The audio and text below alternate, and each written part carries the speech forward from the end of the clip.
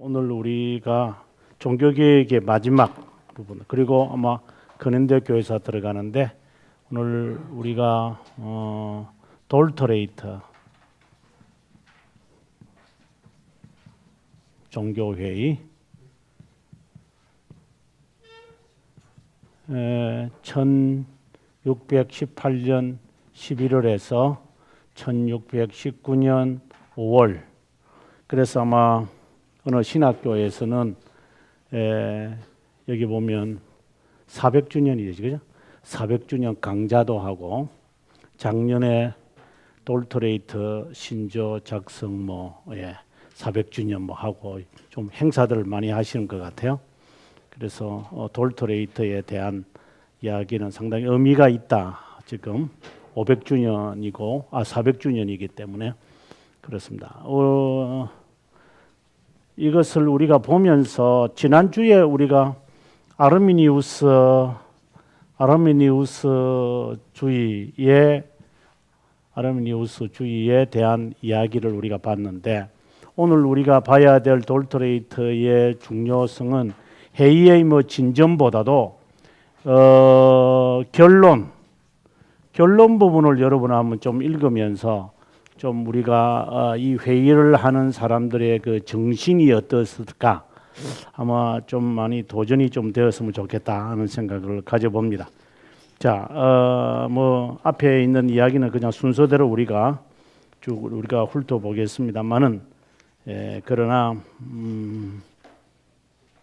790페이지가 되겠네요. 790페이지에 있는 내용을 우리가 쭉 훑어보겠지만, 먼저 결론 부분부터 먼저 우리가 한번 보고 보겠습니다. 797페이지 보면 이제 결론을 이제 내리고, 그 다음에 돌터레이터 신조의 결론 부분까지도 799페이지에 제가 자세하게 나와져 있습니다. 자, 여기서 여러분 어떤 것을 우리가 주의 깊게 봐야 되느냐가 이게 잘 나타납니다. 한번 볼게요. 797페이지 밑에 돌터레이터 회의 교회법에서 다음과 같은 결론을 내린다. 이 회의의 결론입니다. 만약 훌륭한 멜랑이 톤이 여기에 나타난다면 인정하지 않을 수도 있고 불린 것 역시 안타까울 수도 있을 것이다. 이 뭔 말일까요? 이 뭔 말이냐면은 루터주의와 칼빈주의가 다르다라는 것을 말하고자 하는 것입니다. 제가 아마 작년에 제가 그런 말을 많이 했잖아요. 루터와 우리와 무슨 상관이 있느냐. 그 말을 할 때 어떤 분들은 그게 뭔 말인가 이렇게 말씀을 하셨지만, 여기에 분명히 말합니다. 그 다음 또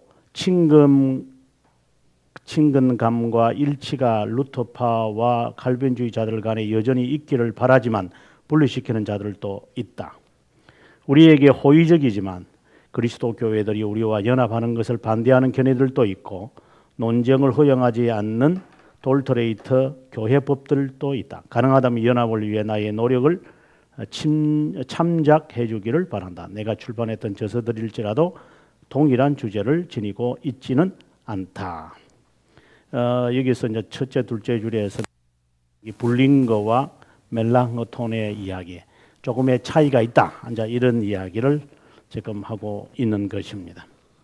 그 다음에 이제 넘어가서 799페이지에 가서 또 이런 이제 마지막 부분을 이야기합니다. 보면 두 번째 패러그래프, 예정론에 관한 개혁 교회들의 교리는 필요한 상황에서 요구되어 부속된 관점들의 교리는 모두 경건과 종교로부터 사람들의 마음을 이끌어 육체와 마귀에 의해 심겨진 아편일 수도 있고 라고 했습니다. 아편일 수도 있고, 사탄이 모든 사람들을 미혹시키고 상처를 주고 절망과 불안으로 많은 사람들에게 타격을 주고 하나님을 죄의 저자로 만들어 부당하고 독재적이고 외식적인 분으로 만들고 스토아주의, 마니교, 자유주의를 심고 가장 흉악한 범죄의 모든 측면들을 범하게 하고 유기된 자들이 성도들의 모든 행위들을 참으로 실천할지라도 그들의 순종으로 인해 구원을 받을 수 없다고 가르치고, 한 문장이 지금 계속 가는 것 같아요.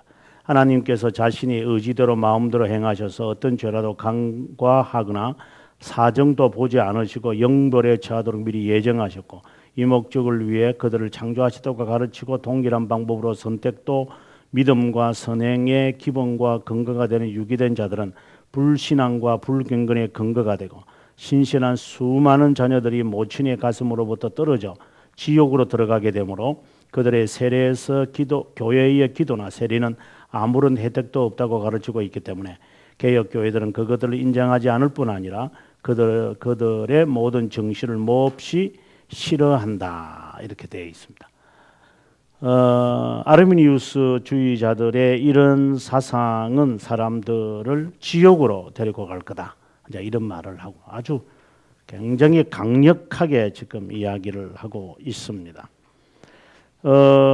또 이것에 대해서 제가 이제 801페이지에 가보면 칼빈주의자였던 윌리엄 카닝함이 했던 말을 여기서 제가 인용을 하고 있는데요. 여기 보면 셋째 줄이죠.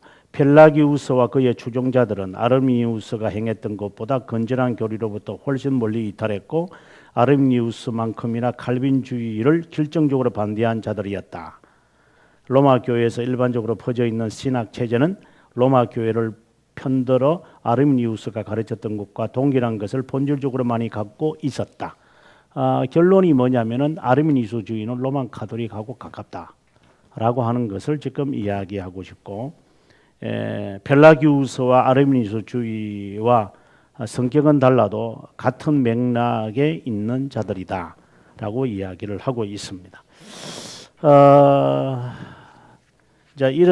제가 보는 견지는 돌터레이터 이 신조를 보면서 느끼는 것은 제가 또 번역도 하면서 이렇게 느껴지는 것은 한국 교회의 신앙이 아르미니우스주의다 이렇게 말할 수밖에 없는 것 같아요. 심지어 개혁 신학을 한다는 사람들이라 하더라도 저는 아르미니우스주의에 빠져 있다라고 감히 말할 수 있는 것 같아요. 그렇다고 저도 방심할 수는 없기 때문에 늘 조심하고 오늘도 여기 오기 전까지 다시 이제 그 신앙 고백서를 번역을 하면서 이제 내가 가르치고 내가 하고 있는 게 과연 신앙 고백서와 늘 일치가 되느냐 이런 제 스스로를 이렇게 반성해 봅니다만은 신앙의 선배들이 이러한 고민 속에서 이런 결론들을 우리가 간과해서는 안 된다 이런 생각을 해봅니다. 자, 아무튼 지난 시간에 말했던 것처럼 아르미니우스와 고마루스 간의 이 논쟁이 결국은 이제 국가 회의까지 가게 되어진다. 이제 그 이야기에서 연장하도록 하겠습니다. 791페이지에 가보면 세 번째 패러그래프에 보면은 1609년에 아르미니우스는 세상을 떠났다. 논쟁은 끝이 나야 하지만 계속되었다. 그를 따랐던 사람들은 고마루스에 반대하여 논쟁을 계속했다. 정말 흥미있죠. 칼빈주의자들은 보면은 아르미니우스가 죽고 난 다음에는요 아르미니우스주의에 대해서 말하지 않아요. 상당히 흥미 있어요. 아르미니우스가 살아 있을 때는 고마루스가 그냥 막 촉구하고 당신 신앙이 뭐냐 이렇게 이야기를 했는데 죽고 나고 난 다음에는요 칼빈주의자들은 아르미니우스에 대해서 말 안 해요. 그런데 아르미니우스를 따르는 사람들이 이걸 못 사는 거예요. 이게 막 얼굴이 불그럭 하면서 안 되겠다. 그러니까 그들이 지금 문제를 일으키니까 이제 어쩔 수 없이 이제 칼빈주의자들이 거기에 대한 대답을 할 수밖에 없는 상황이 지금 이런 거예요. 상황이 상당히 흥미있게 가는 거예요.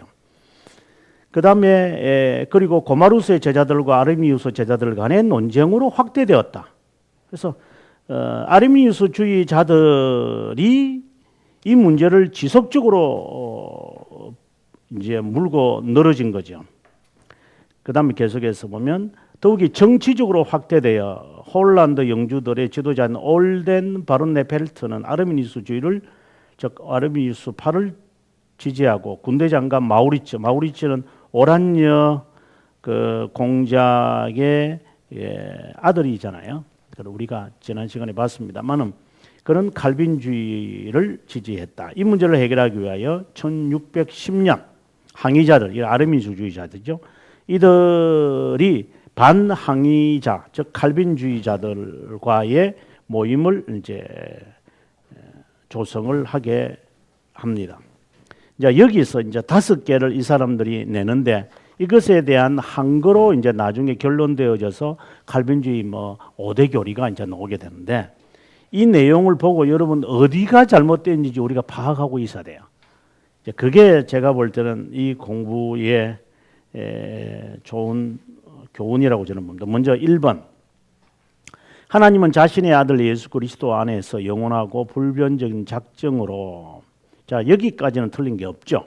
그다음 이 세상에 창조되기 전에 자신의 아들을 의지하고 이런 믿음 안에서 이런 은혜를 통해 끝까지 신실한 순종을 일삼을 사람들을 그리스도를 위해 그리스도 안에서 구원하시기로 결심하셨다. 여기서 뭐가 잘못됐습니까? 어느 부분입니까? 예? 그렇죠. 순종을 할 사람들, 앞으로 순종할 사람들을 그리스도 안에서 구원하시기로 결정했다 하는 말이에요.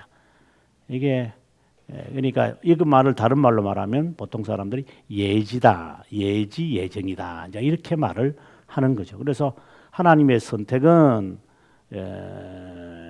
믿을 것을 아시고 하나님이 선택했다. 그래서 이제 이 아르미니우스도 그렇지만 아르미니우스 파들이 우리가 공부하는 벨지카 신앙 고백서 14, 이게 이제 원죄에 관한 이야기예요. 인간의 타락과 원죄 14장. 그다음에 16장은 선택이에요. 이게 선택에 관한 이야기고, 이거는 이제 원죄, 타락, 이것에 대한 이야기인데, 이 사람들은 인정 안 해요. 아주 흥미있죠. 그다음에 하이델베르그 교리문답, 교도문답서 20문, 그러니까 7대 주간 20문을 이 사람들 인정 안 해요. 왜? 여기에 선택에 관한 이야기가 나오거든요.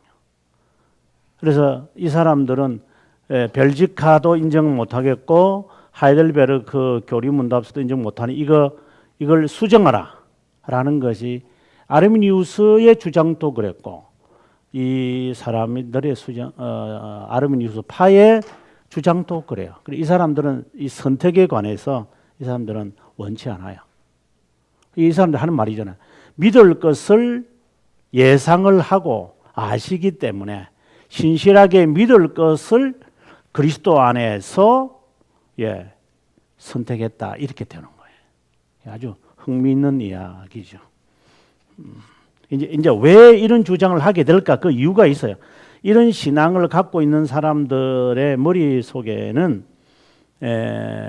나중에 우리가 결론을 뒷부분을 좀 더 읽어야 되는데, 그 보면 자기 중심이에요. 자기 인간에서 바라봤을 때에 하나님에 대한 묘사를 이제 하려다 보니까 인간 이해를 위해서는 그것이 이해하기가 쉬운 거죠. 그래서 내 입장에서 보는 거죠. 인간의 입장에서. 그래서 굉장히 이해가 빠를 거예요, 이거는요. 그다음에 두 번째 볼까요? 세상의 구주이신 예수 그리스도는 모든 사람을 위해서 죽으셨다.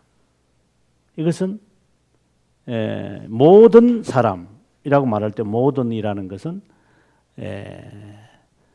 예정된 자와 유기된 자 상관없이 모든 인류, 그렇죠, 만인구 연설이 되어버린 거예요, 이게.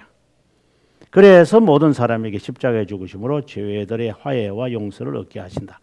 굉장히 사람들에게 접근하기가 쉬운 메시지들입니다. 그 다음에 사람은 저절로 구원받는 은혜나 자유의지의 힘을 소유하지 못한다. 하나님은 저절로, 이 말은 그대로 같아요. 쭉 보세요. 저절로 스스로 참된 선을 생각할 수도 원하지도 행할 수도 없다. 하지만 사람은 그리스도 안에서 그의 성령을 통해 하나님께로 다시 태어나야만 하며, 중생을 말하죠. 요한복음 5장 5절에 따르면 참된 선을 올바로 이해하고 생각하고 원하고 행하기 위해 이해, 성량, 의지 모든 능력에서 새롭게 태어나야만 한다. 이게 뭐가 잘못된 거예요? 이해, 성량, 의지 모든 능력에서 새롭게 태어나야 한다. 뭐가 잘못된 거예요? 이 사람들은 중생을 모르는 거예요. 중생은 뭐라고 했는데요? 의지의 전환인 거예요. 그래서 이해와 성량과 의지와 모든 능력이 다 중생되어야 한다고 보는 거예요. 그래서 우리가 새롭게 되었다라고 말할 때 이 사람들은, 우리도 여러분 아마 제하고 같이 안 했을 때는 이거 잘 몰랐을 건데, 여러분들도 그리스도 안에서 새로운 피조물이라 하면은 의지만 아니라 모든 것이 다 변화됐다고. 예수 안에서 나는 다 변했다. 난 버렸다. 생각도 마음도 근데 왜 나는 죄를 짓고 있지? 이 딜레마 속에서 그냥 막 그러려니 하고 지낼 거예요. 이게 바로 아르미니우스주의자들이 우리들에게 세뇌시켰던 이야기들.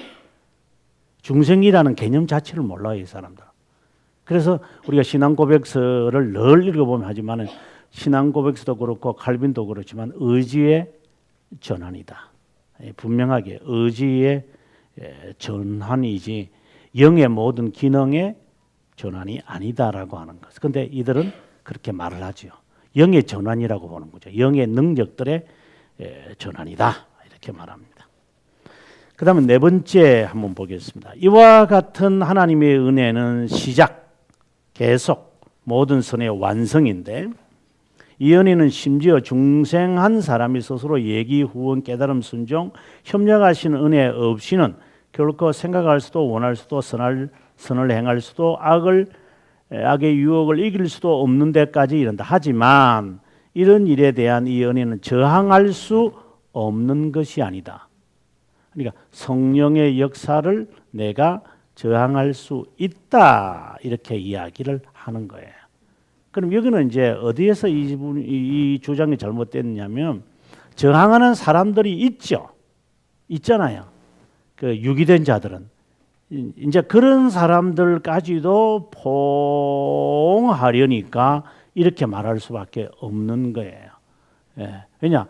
믿을 사람, 믿을 것을 아시고 선택되어졌기 때문에 저항을 하면 그 저항한 사람이 책임이 있어서 너는 믿지 못할 것으로 주님께서 너를 택한 거야. 그래서 너는 못 믿는 거야. 그러니 믿을 수 있도록 하나님께 기도해. 그러면 하나님이 믿을 수 있는 힘을 주실 거야. 그러면 너는 선택된 거야. 바로 그 자체가 선택됐다는 거야. 자, 이렇게 이야기를 하니까 사람들에게 열심을 불러일으키는 거죠. 그래서 칼빈이 늘 하는 말처럼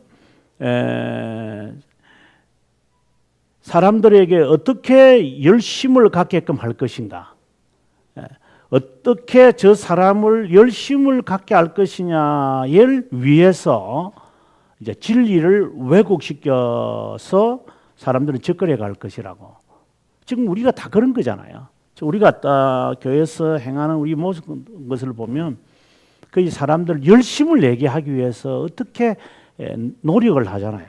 또 실제로 뭐 그뿐만입니까? 교회를 떠나서라도요. 어떤 사람들을 빼더라도 내 자녀들을 공부시키려고 어떻게 합니까? 교훈하잖아요. 근데 실제로 공부를 해보지만 공부하라고 이렇게 한다고 해서 애 공부하는 거 아닌데, 그럼 어떻게 해야 돼요 지금? 공부 안 하는 애. 정말 이거 숙제잖아요, 숙제.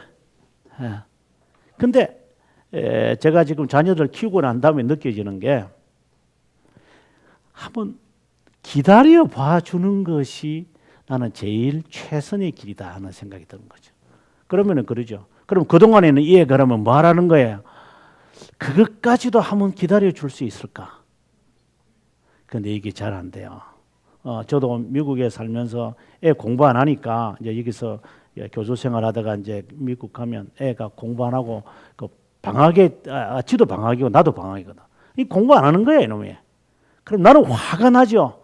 내가 얼마나 열심히 돈 벌어 가지고 보내놨는데 이거 앉아 가지고 비놈이도 놀고. 차가 나가지고 막 한바탕 막 소리 지르고 이러면 막 애가 놀래가지고 아빠 좀 calm down, 아빠 좀 조용하라고 차분하게 말하라고 말을 하지 왜 소리를 지르냐고. 그래서 내가 야 지금 내가 소리 안 지르게 됐느냐고. 아빠 말을 하래요. Talk to me, not scream. 소리 지르지 말고 말을 해라고. 근데 말이 돼요 이게? 제가 화나면 영어가 안 되거든요. 영어를 어떻게 화나는데 영어를 해요? 그렇게 꾸중하고 나면 이놈이 하는 말이에요. 아빠가 아무리 무슨 말을 해도 자기는 못 알아듣겠대. I do not understand. 그러니까 아빠가 calm down 하셔가지고 차분하게 우리 커피를 마시면서 소리 이게 기가 차는 소리를 하고 있어 이제. 아 여러분 정말 답답한데 그런데 그러면서 많이 배웠죠 제가. 아 사람은 기다려 줘야 되는구나. 아는구나. 아, 지도 갈등을 하는구나. 무엇을 해야 될지 어떻게 해야 될지 지도 막막하구나. 이제 이런 고민을 하고 있다라고 한다는 것을 자기가 나에게 그렇게 표현하는구나. 이제 그걸 깨달았어야 되는데 그게 잘 안 깨달아지죠 실제로. 네. 아무튼 다섯 번째 봅시다. 이거는 견인에 관한 이야기잖아요. 이거는 뭐 처음부터 우리하고는 완전히 반대하는 이야기 한번 볼게요. 참된 믿음으로 그리스도와 결합한 사람은 그것으로 생명을 주시는 성령과 함께하는 사람이 되고 그것으로 사탄, 세상, 자신의 육체 요거 세 개는 줄을 좀 그어주시기 바라요. 사탄, 세상, 육체 이것은 고백서에서도 나오고 우리 개혁신앙에서 말하는 세 가지 악의 세력을 세 가지로 말합니다. 하나는 사탄, 그 다음에 세상, 그 다음에 우리들의 육체. 이 세 가지 악이 있습니다. 그것으로 싸울 수 있고 승리할 수 있는 능력을 갖게 된다. 성령의 돕는 은혜로 이것이 이루어짐을 안다.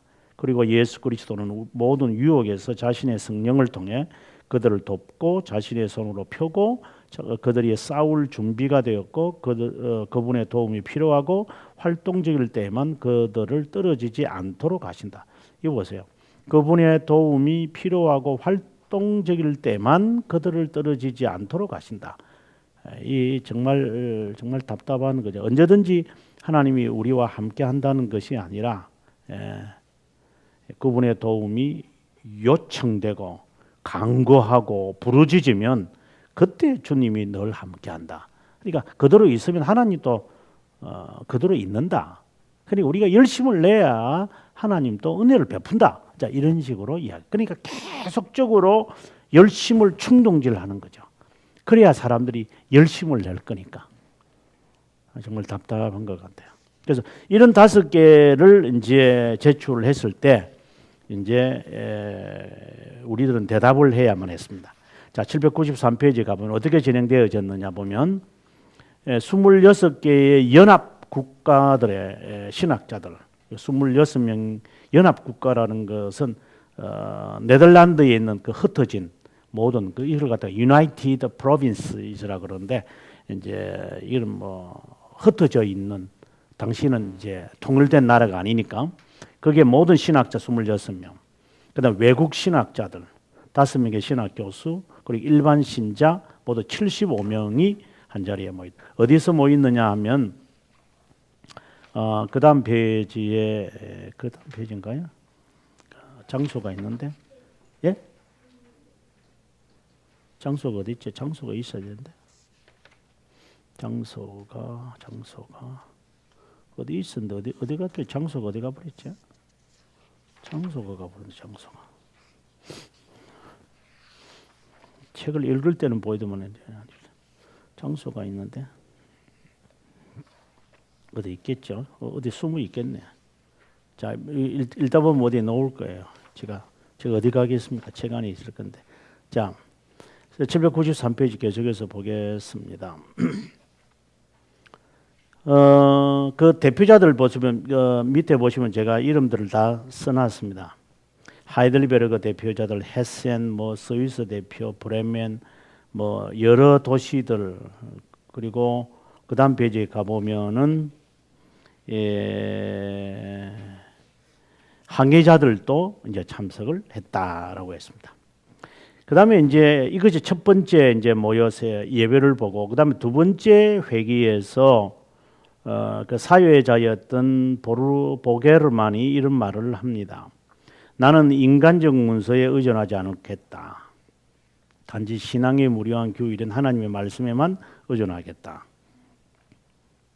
그 다음에 794페이지에 3차, 4차, 이제 4차 때 이제 이 항의파들이 이제 참석을 해야 한다라고 했던 것 같아요. 여기 에피스코피우스가 가장 대표적인 사람입니다. 그 다음에 이제 넘어가서 에피스코피우스가 누구냐 할 때 이분의 쓴 책이 있어요. 이 책이 어떻게 본다면 아르미니우스파의 하나의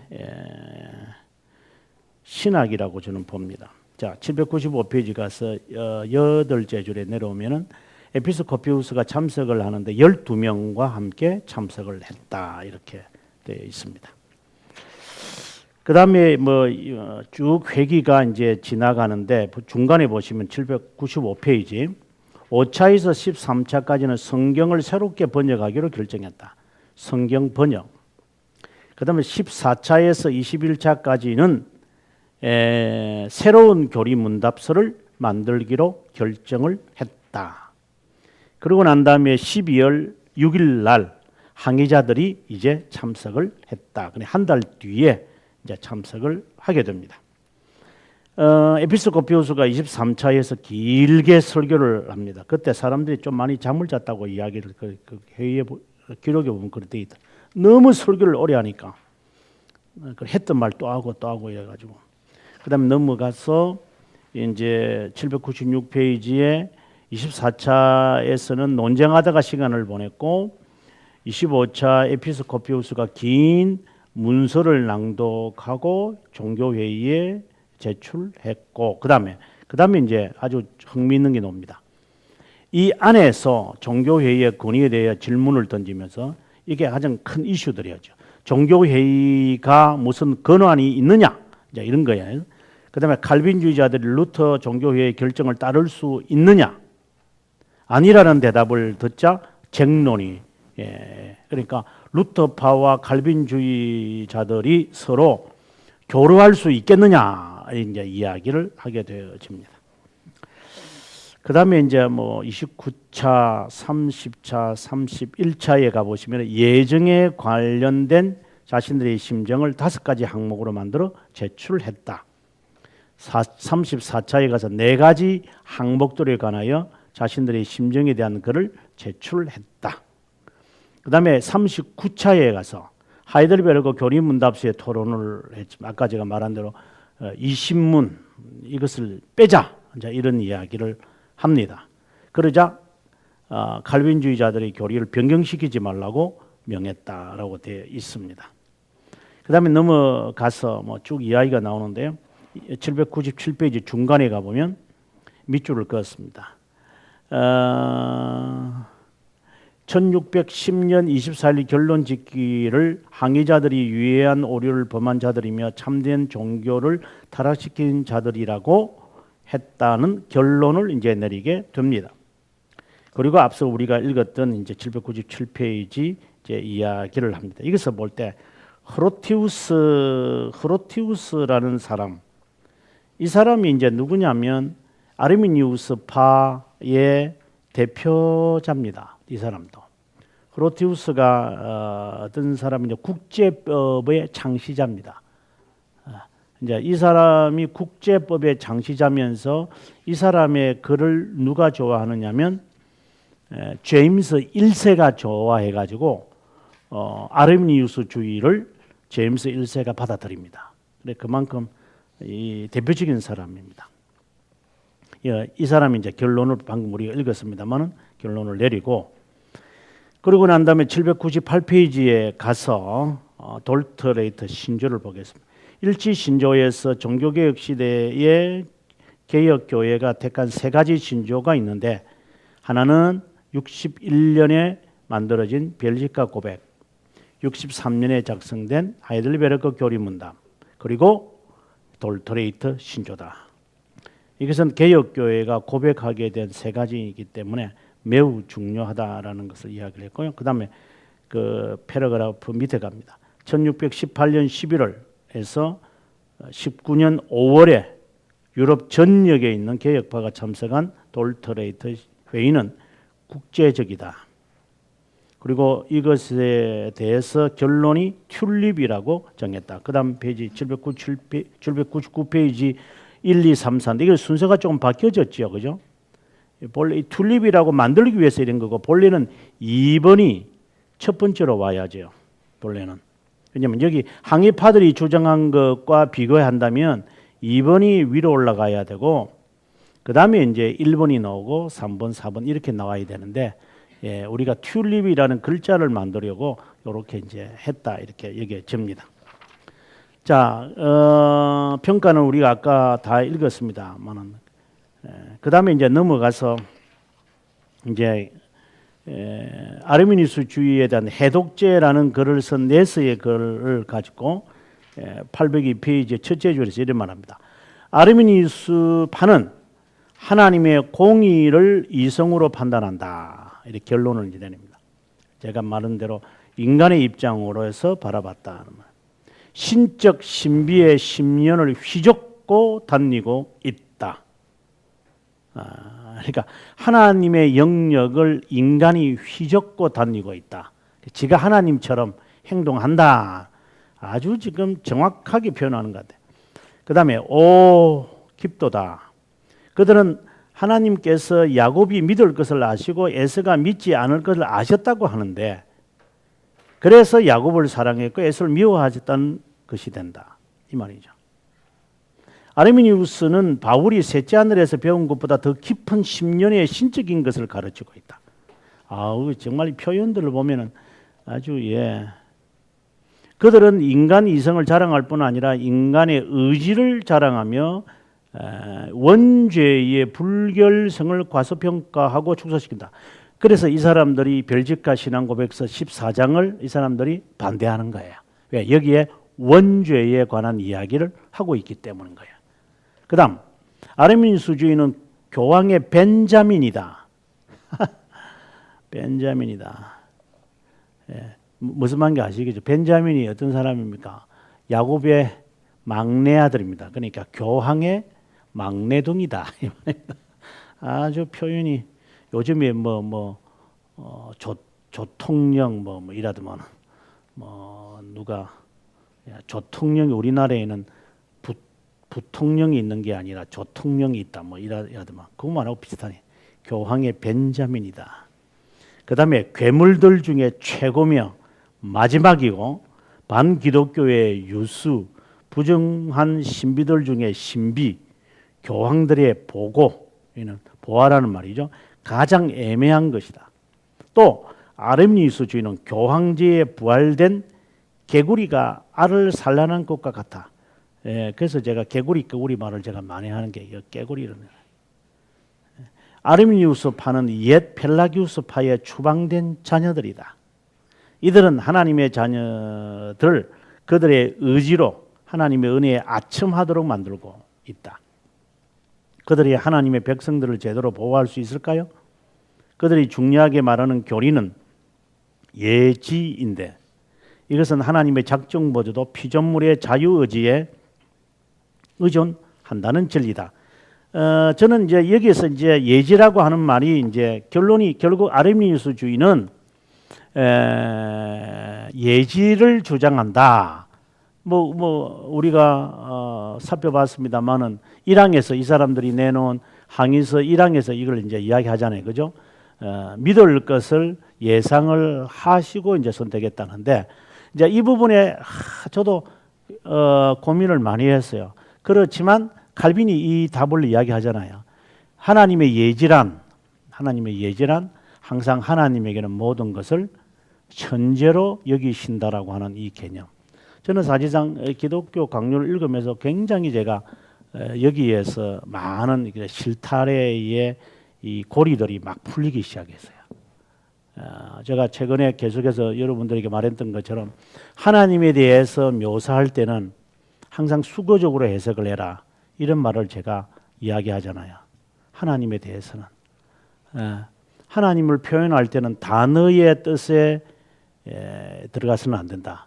하나님의 해석은 하나님의 영, 하나님의 지혜, 하나님의 진리 이렇게 말이 되면 수거적인 개념을 갖고 해석을 해야 한다. 그래. 지금까지 우리가 아르미니스주의에 종속되어 있을 수밖에 없는 게 단어에 우리는 몰입이 되어 있었던 거였죠. 여기에서 우리가 자유해야만 한다. 그래서 예제라고 말할 때 하나님의 예제라고 말할 때는 항상 하나님에게는 현재고 그럼 우리는 뭐라는 거예요? 우리는 과거와 미래밖에 없다.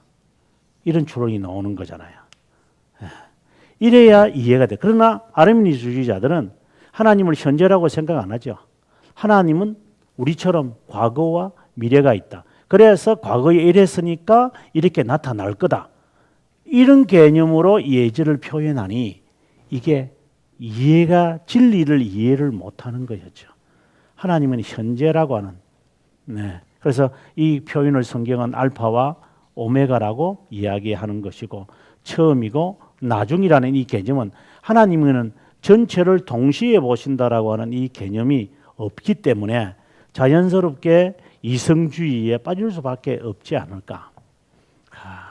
참 우리가 칼빈을 보다 보면 이 사람들의 이해들이 충분히 되는 것 같아요. 어떻게 반박해야 되는지 충분히 우리가 알 수가 있다는 생각을 해봅니다. 자, 이제 이거로서 종교개혁사의 이야기는 제가 좀 다 마무리하고 싶어요.